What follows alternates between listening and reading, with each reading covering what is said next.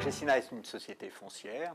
Une société foncière, c'est une société qui a vocation à être propriétaire de différents types de locaux pour les louer à différents types de clients. Dans le secteur résidentiel, dans le secteur des bureaux, dans le secteur de la logistique, dans le secteur du tourisme et de l'hôtellerie et dans le secteur de la santé.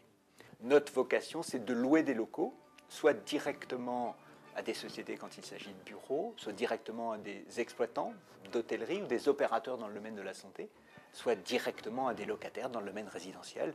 Notre accroche, bien plus que des mètres carrés. On souhaite qu'au-delà de relations traditionnelles entre un propriétaire et un client locataire, la logique de l'externalisation du patrimoine immobilier pour les entreprises a pu suivre des chronologies ou des rythmes différents. Aux États-Unis, par exemple, où spontanément les entreprises veulent tout de suite consacrer leurs ressources financières plutôt au développement de leur business qu'à l'acquisition d'actifs qui peuvent être considérés comme statiques, l'externalisation, le pourcentage de sociétés industrielles ou de services propriétaires de leurs locaux est extrêmement faible.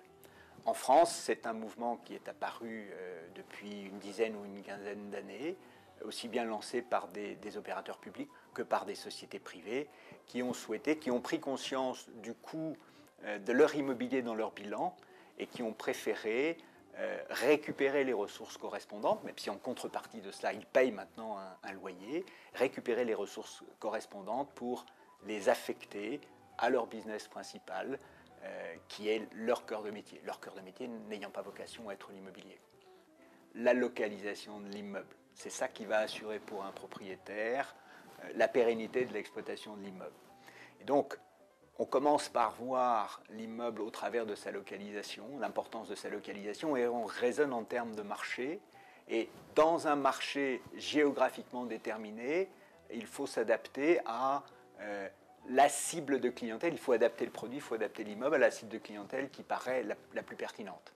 Aujourd'hui, le monde est de plus en plus concurrentiel. Dans ce monde concurrentiel, les ressources sont limitées. Et donc, j'alloue mes ressources principalement à mon cœur de métier. Et l'immobilier est quelque chose dont la propriété peut être externalisée. C'est une tendance de fond.